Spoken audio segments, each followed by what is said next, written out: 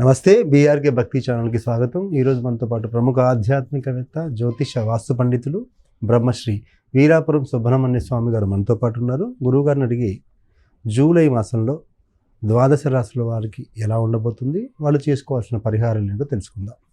నమస్కారం గురువుగారు. శుభాశీస్సులండి.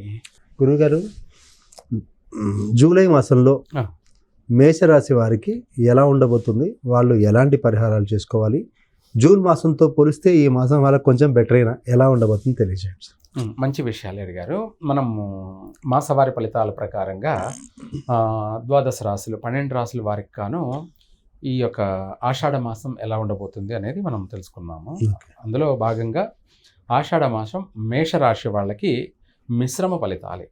మిశ్రమ ఫలితాలు అంటే కొన్ని విషయాలలో ఆర్థిక పరంగా పర్వాలేదు, ఆరోగ్యపరంగా చాలా జాగ్రత్త ఉండాలి. ఆరోగ్య విషయంలో ఆర్థిక పరమైనటువంటి విషయాలలో కూడాను సంపాదన అనేది ఉంటుంది, ఖర్చు కూడా ఏదో ఒక రూపంలో ఖర్చు అయిపోతూ ఉంటుంది.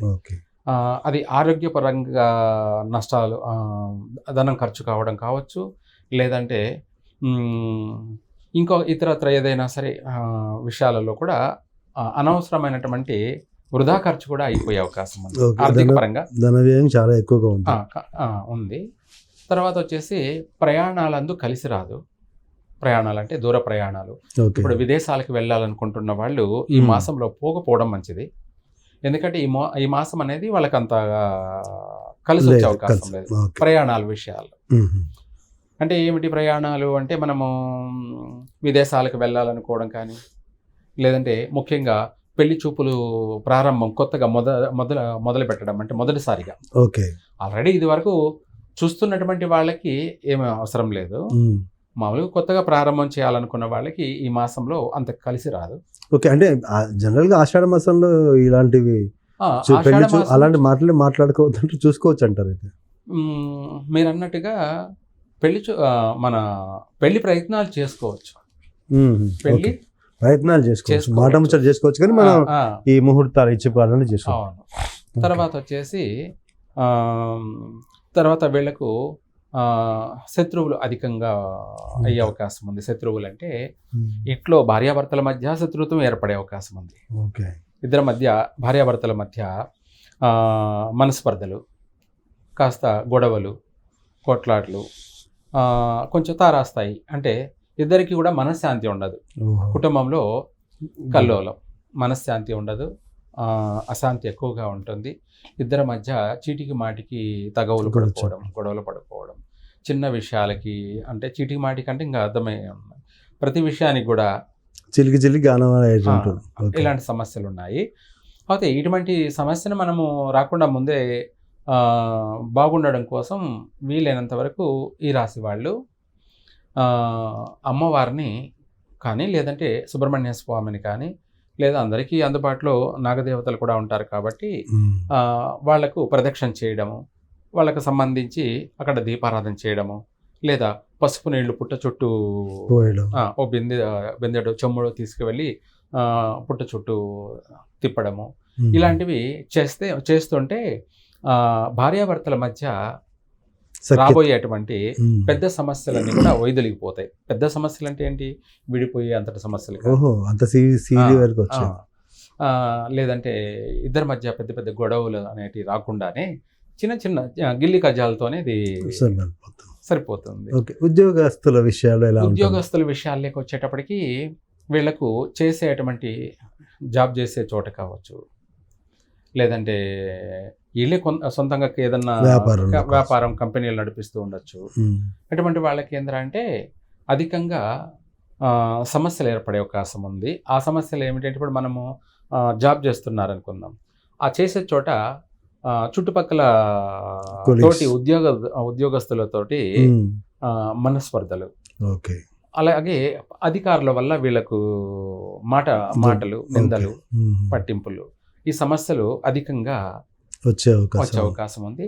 చేయని దానికి కూడా సంజాయిషి చెప్పుకోవాల్సిన పరిస్థితి ఏర్పడే అవకాశం ఉంది. అంటే వీళ్ళు చేయని పనికి కూడా ఇంకా సంజాయిషి సమాధానం చెప్పుకోవాల్సిన పరిస్థితి ఉంది. నరదృష్టి ఎక్కువగానే ఉంది, అధికంగానే ఉంది. దానికోసం ఆ నరదృష్టి అధికంగా ఉంది అని భయపడాల్సిన అవసరం లేదు. మనము కాటుక ఉంటుంది కదా, ఆ కాటుకని అరచేతిలో కానీ లేదంటే అరికాలులో కానీ, అక్కడ కాకపోతే పునికిన పెట్టుకోవచ్చు. ఎక్కడ తల పునికిన పెట్టుకున్నట్టు అయితే, రెండవది ఏలేనాటి కూడా నడుస్తుంది. కాబట్టి వీటన్నిటిని మనం ఉపశమనము అంటే తీవ్రమైనటువంటి నష్టాలకు గురి కాకుండా, తీవ్రమైనటువంటి కష్టాలు పాలు కాకుండా మనం అన్నిటి నుంచి తప్పించుకొని తిరుగువాడుదనేడు సుమి అన్నట్టుగా ప్రతి విషయంలో మనము కాస్త జాగ్రత్తగా ఉంటాము, బాగుంటాము.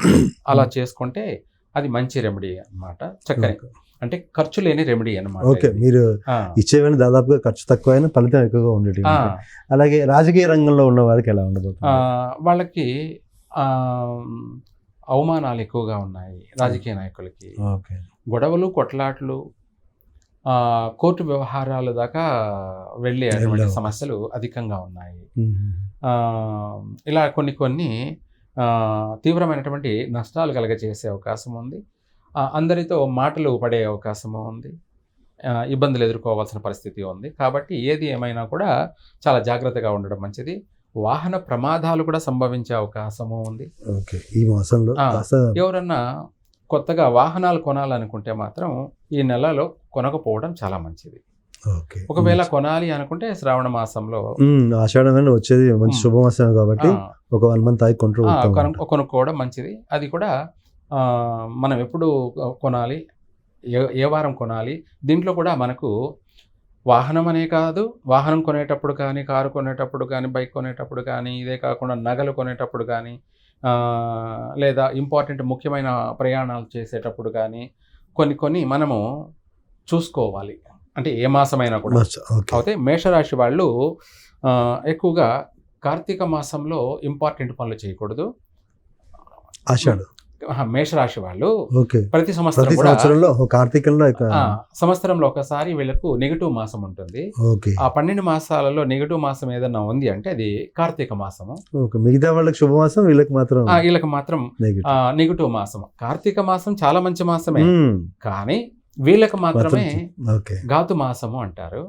అలాగే వారాలలో చూసుకునేటప్పటికీ ఇంపార్టెంట్గా మేషరాశి వాళ్ళు ఆదివారము ఇంపార్టెంట్ పనులు చేయకూడదు. అంటే కారు కొనడము, ఏదన్నా వస్తువులు కొనడము, లేదంటే దూర ప్రయాణాలు ఆ రోజు చేయడము కలిసి రావన్నమాట.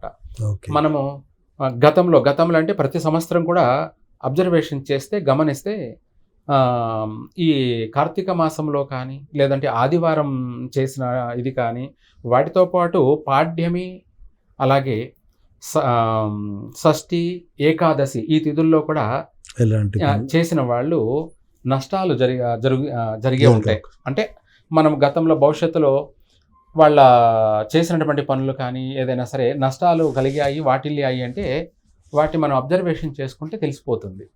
అందుకనేసి అయితే వీళ్ళు ఇంకా మరిన్ని మెరుగైన ఫలితాలు కలగాలంటే ఏ దైవాన్ని ఆరాధించాలి? మంచి విషయమే అడిగారు. వీళ్లకు ఇప్పుడు ఈ ఏలేనాటి ప్రభావాన్ని నివృత్తి చేసుకోవడానికి, అలాగే ఆరోగ్యపరంగాను బాగుండడానికి ఒక మాటలు చెప్పాలంటే వాళ్ళు మనశ్శాంతి, ప్రశాంతత పొందుతూ స్థిరపడడానికి ఏం చేయాలంటే బియ్యం తీసుకొని ఓ పిరికిడు, అందులో చక్కెర కూడా కలిపి, చక్కెర బెల్లం, చక్కెర బియ్యం 2 కలిపి మన తల నుంచి 3 సార్లు ఇలా తిప్పి, 2 సార్లు రివర్స్ తిప్పి, పైనుంచి కిందికి 3 సార్లు దిగదీసి ఆ బియ్యము చక్కెరని నల్ల చీమలకు దానం చేస్తే ఆహారంగా అవి అమృతమాల తింటాయి. ఏవి? నల్ల చీమలు చక్కెరని, బియ్యాన్ని కూడా తినేస్తాయి. అంటే ఏమిటి దాని యొక్క ఇది అంటే, మనకు పట్టి పీడిస్తున్నటువంటి గ్రహ పీడలు కానీ, ఏలేనాటి శని పీడ కానీ, లేదా ఆదిత్యాది నవగ్రహాల యొక్క పీడలు ఏమున్నా వీటికంటే మించి మనకు హాని కలగచేయబోయే వాళ్ళ యొక్క దృష్టి దోషాన్ని కానీ, నరదృష్టి అనొచ్చు, ఇంకా రకరకాలుగా ఏమైనా ప్రయోగాలు చేయబోయేటువంటివి కానీ, వీటి అన్నిటినీ కూడా తీసేసి చీమలకు వేయడం వల్ల చీమలు వాటిని భక్షించేస్తాయి. నిజంగా సమస్త దోషాల్ని అవి అవి భక్షించేస్తాయి అన్నమాట. నిజంగా చాలా చిన్న రెమెడీ, కానీ మోస్ట్ అసలు అన్నిటిని రిసీవ్ చేసుకొని పోవడానికి. అవును, నిజంగా సార్, అంటే మేషరాశి వాళ్ళు చేసుకోవాల్సిన పరిహారాలు, అవును. వాళ్ళ గ్రహ స్థితిగతులు చాలా చక్కగా తెలియజేశారండి.